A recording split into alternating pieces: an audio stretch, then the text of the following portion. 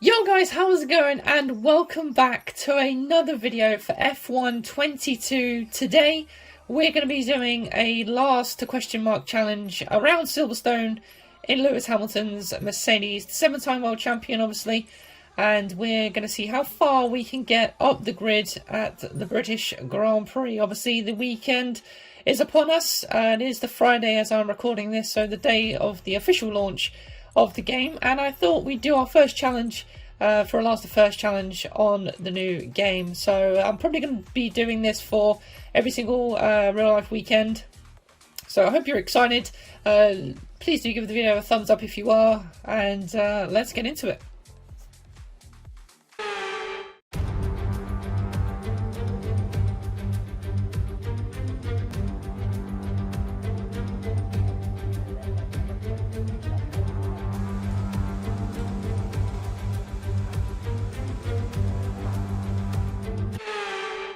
So here we are then in the garage, loading our only one setup at the moment, obviously still running the one from time trial, as I haven't actually experimented with anything else yet, but we crash out straight away. Obviously we want to start at the back of the grid, so let's go to the race.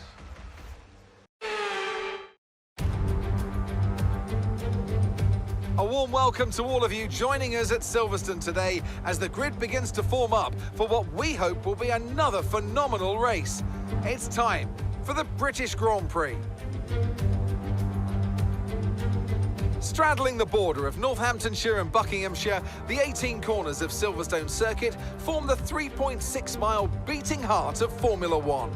It's been reinvented over the years, with Turn 1 now the fast right-hander of Abbey, but the magic of racing is as strong here as it's ever been.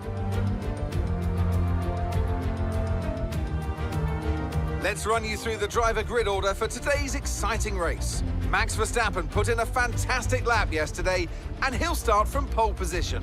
And it's Charles Leclerc in P2.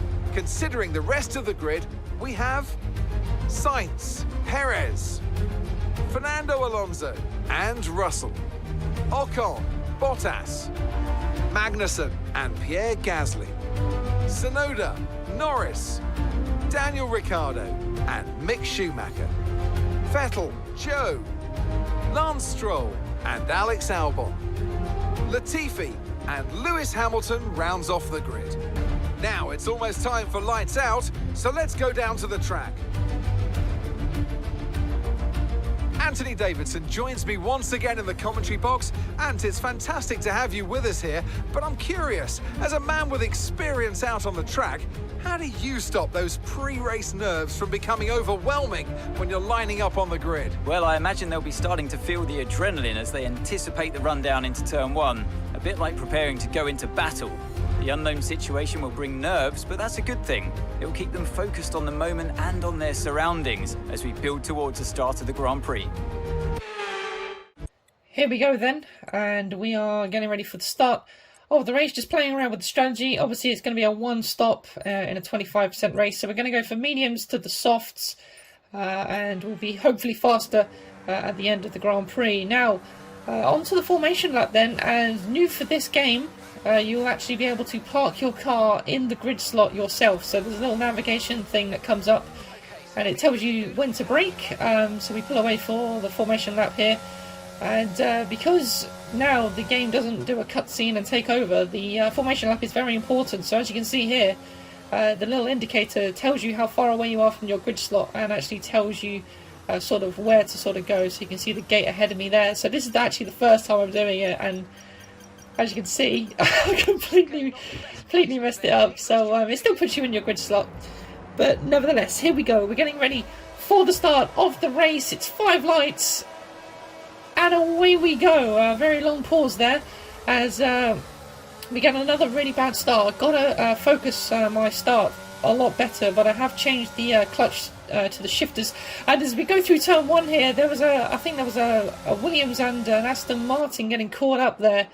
as we have this beautiful off shot here. I love seeing the cars in this angle, absolutely brilliant. As now we're trying to go around the outside of Sebastian Vettel in the Aston Martin as we come on to the Wellington straight then. No DRS obviously to play with just yet, but we managed to get past him. But Vettel's still there on the inside into Brooklands. He's down the inside of me, and I give him as much room as I can, and luckily we managed to hold on to the position as there's a few cars ahead there squabbling as well, but managing to hold on to the position. So that's us into 16th place, already 4 positions gained as we head towards Copse for the first time. But Vettel's not done yet. He's going to try and go down the inside, a turn in, and how we didn't come together there I do not know, but luckily managing to survive there for another day. As now we move on to lap 2 then, behind the Alfa Romeo of Guan Yu Zhou, and once again down the Wellington straight. And I was actually really trying to reserve my battery here, because these standard cars,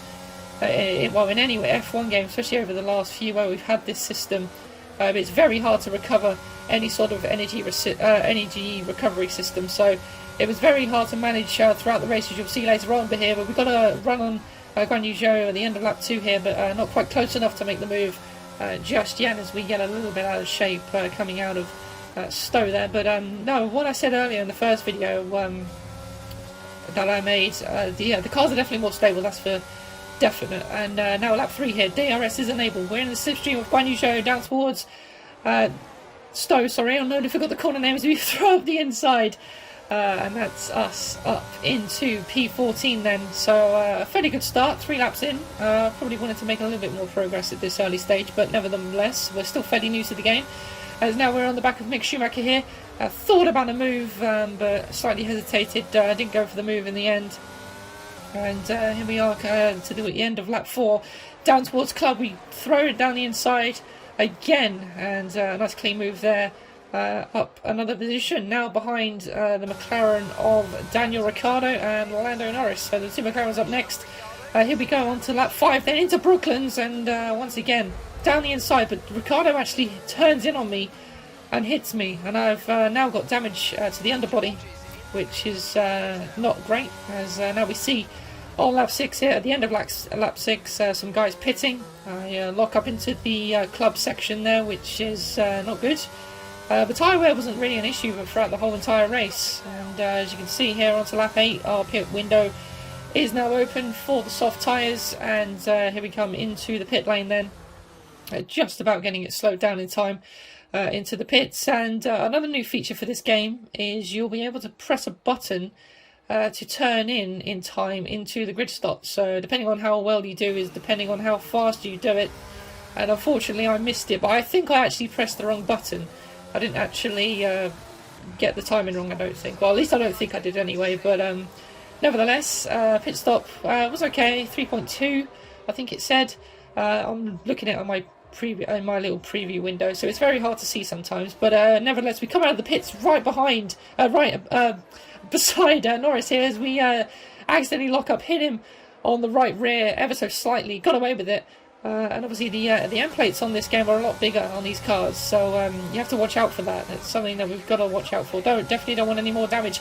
But now getting a little bit of a slipstream here on Lando Norris, but not quite able to make the move, unfortunately. So we'll have to try once again, and that's exactly what we're doing here on the end of lap 9, down towards Stowe once again, and easily past the McLaren there, and that's put us up into 9th position. So yeah, not as much progress as I would have liked, and as you can see here on to the end of lap 10 on to lap 11, and Gasly was the next one up, and I think this was the only other driver that we were potentially going to get past. But as you can see here, down towards Stowe once again, this was definitely my sweet spot on this circuit, and I tried to fake Gasly into a mistake there, because the AI are more known for mistakes. Didn't quite work out, and then I nearly once again just completely ruined the momentum and make a mess of the overtake, and that completely ruined my momentum, and I kept doing that for some reason. I just wasn't comfortable enough. I don't really know why, but nevertheless we're going to try again. Down the inside into Stowe, Gasly holds it around the outside. I try to push him off, but I give him racing room, as I want to be a fair driver. I try and outbrake him, but unfortunately lock up And yeah, that completely ruined my momentum through Club and through Vale, and Gazzy was able to get the distance on me there. And as you can see there, someone's retired. It's Mick Schumacher. But Lance Stroll also retired, as you can see here, retiring out of the Grand Prix. So I don't know what happened to Mick either. I think he just had a reliability problem as well. And this was the last lap through Maggers and Beckers. I really needed a good exit, but I just got a lump of understeer, sorry. And yeah, that was that. So we're going to set off for P9 as I waggle the wheel there in frustration. But fair play to Gasly, he put up a good fight. But that's P9 in the race.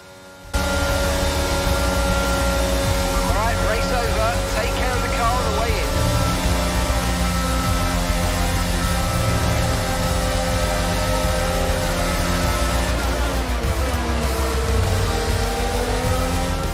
Well, they've done a brilliant job, I must say, under some intense pressure to take a well-earned victory here at the British Grand Prix.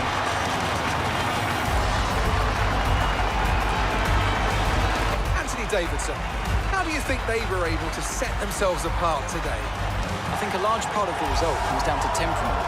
They were able to keep their heads when everyone around them was losing theirs, and that's allowed them to get the best out of the car, to maximise the strategy, and to stay out of trouble.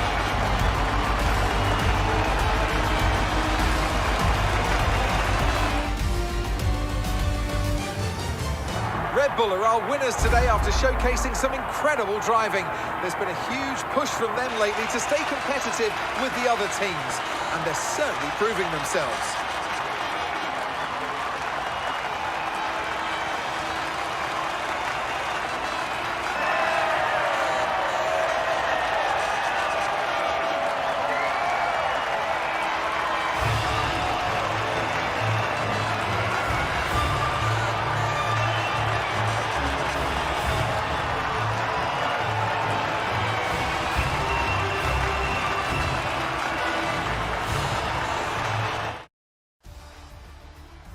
So there we go. That was quite an action-packed race, it has to be said. But nevertheless, P9 in the end.